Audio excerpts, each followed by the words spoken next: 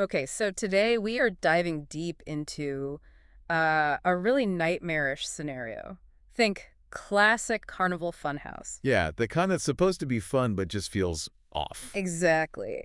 But this isn't just jump scares and creepy clowns. We're tracing the story of like decades-long revenge, really calculated evil. And a truly monstrous secret tied to one woman's past. It all spirals out from there. The sources we looked at, they really map out this intense psychological horror. It jumps between two timelines, right? 1955 and then around 1980. That's right. And it digs into how things like guilt and religious trauma and just pure planned revenge, Yeah. how they cycle through generations. It really asks, are we doomed by our past, or can we actually break free? And it's interesting, even the source material itself has a kind of hidden past. Oh, yeah, the publication history. We saw it first came out in 81 under a different name, Owen West. Huh. Not the author's real name, Dean Koontz, which came later. Which is kind of perfect, isn't it?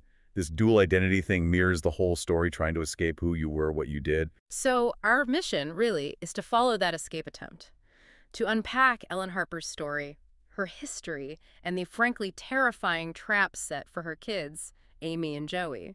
A trap set by this killer who has waited, what, 25 years? Just simmering? Okay, let's start back in 1955. We meet Ellen Straker. She's running away from this really oppressive home life. Yeah, her mother's Catholicism is described as just suffocating. Yeah. Fanatical, all about guilt. And Ellen thinks she's found freedom with Conrad Straker. He's a carnival barker, charismatic. But also violent. And that freedom doesn't last long, does it? Not at all. It shatters with the birth of their son, Victor Martin Straker. And this is where Ellen's own inherited guilt just explodes outwards. The description of Victor is, well, is shocking. Yeah, the sources say at 6 weeks old, he weighed nearly 23 pounds, gained 12 pounds since birth. And it wasn't fat. It was described as just muscle. He had these long-toed, clawed feet. Like a young gorilla, is the phrase used, possessing this weird demonic power. It's horrifying. But is the baby actually demonic? Or is Ellen seeing it through the lens of her own trauma? That's the question, isn't it? For her, fueled by bourbon and terrified of ending up in some sulfurous place thanks to her upbringing, Victor becomes the proof. The hideous, undeniable evidence of her sin, as the source puts it. And this self-loathing, this fear, it's so intense that she kills him, kills the baby. A truly awful moment. And that act, that's what sets the real horror in motion. Right. Conrad finds the baby, beats Ellen badly, throws her out. But crucially, he doesn't kill her. Not then. No, instead he gives her this incredibly specific, chilling vow, he says. When you have children again, when you have kids you love and cherish, I'll come and take them away from you. I'll kill them. It's not just rage, it's a meticulously planned psychological torture designed to mirror his own loss. Exactly. He wants her to live, have kids, love them, and then suffer. So Ellen flees, changes her name to Harper, tries to build this normal, straight world life. But that threat is just hanging there, waiting. For 25 years. Okay, jump forward. Early 1980s, Ellen Harper's life now. It's a wreck. Completely defined by fear and self-destruction. She's caught between this extreme religious piety she imposes on everyone. And severe alcoholism, vodka and orange juice, constantly. And her big fear isn't just Conrad finding her, it's deeper. It's this worry that her kids, Amy and Joey, might have inherited something. Not a physical thing this time, but a darkness, an evil trait in the mind. Yeah, this idea of moral corruption passed down, it's eating her alive. And this fear is what triggers the main plot. Her daughter, Amy, who's 17. She's pregnant by this guy, Jerry Galloway, who the sources just call a creep. Yeah, he denies it's his, insults her. Amy's desperate, wants an abortion, feels her life is over. So she confesses to Ellen, and Ellen's first reaction is terrifying. Pure rage and judgment. Drags her down, forces her to pray, calls her a filthy, rotten, ungrateful little bitch. But then something shifts. Yeah, suddenly Ellen just folds. She agrees to arrange it, pay for it, secretly. And it's clear why. It's the fear of Victor, the fear of history repeating. Exactly. She literally thinks, I won't live in fear of what might come. I won't go through that terror again. She's terrified the baby would be deformed or something. She'd rather betray her own rigid beliefs than risk facing that possibility again. It shows how deep that original trauma goes. But the fallout for Amy is brutal. Ellen decides Amy's now damned, destined for hell. She feels Amy loosened the reins on her own inner evil by getting pregnant, so Ellen just cuts her off. washes her hands of her. leaving Amy feeling totally alone and internalizing this idea that maybe she is evil, just like her mom says. And the horror isn't just directed at Amy. It spills onto her younger son, Joey, too. Oh, yeah. The late-night encounters. Ellen, drunk, just staring at 10-year-old Joey. Convinced he's faking being good, putting on an act. Wondering aloud if he's like the other one, like Victor. And even mumbling. What if I have to kill you, little angel? Like I had to kill the other one.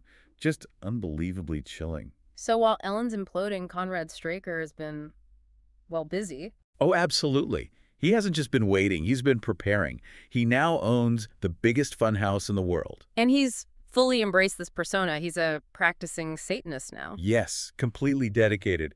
Daily prayers to Satan, an upside-down crucifix with a black Christ face. He genuinely believes he's Satan's favorite acolyte.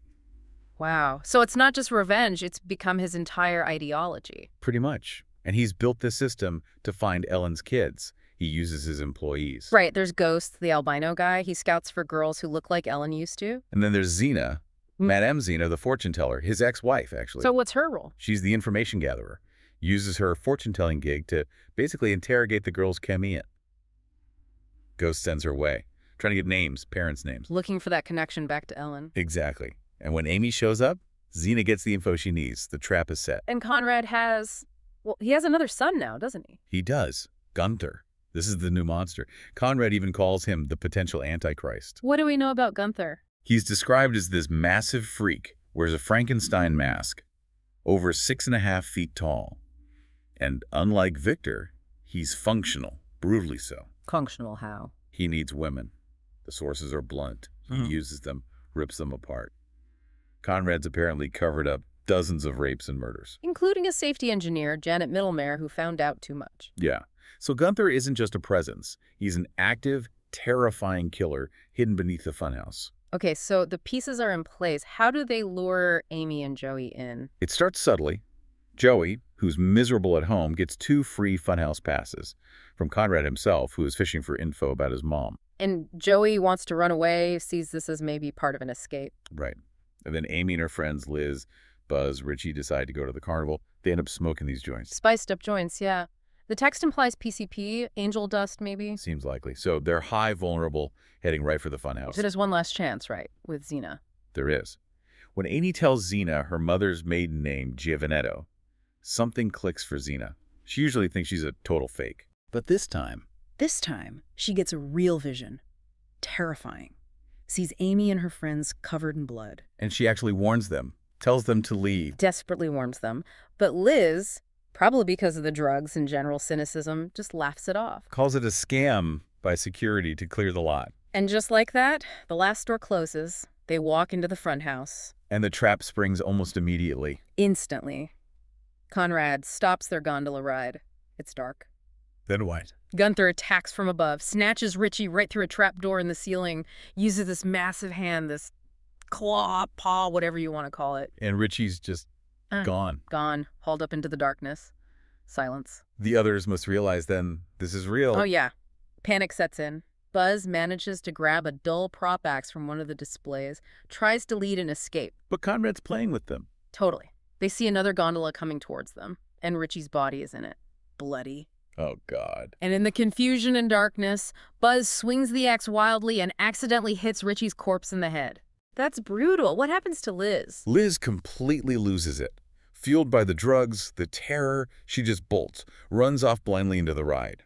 And then Conrad makes his appearance. Yes, the grand finale of his plan. He steps out of the shadows, and he's got Joey Wow. on a rope leash Yeah. around the kid's neck, like an animal. Oh, that's horrific. The ultimate proof he's fulfilled his vow. And he's gloating, calls himself the new Joseph, says Gunther is the new god. Then he just raises a gun and shoots Buzz. Yeah.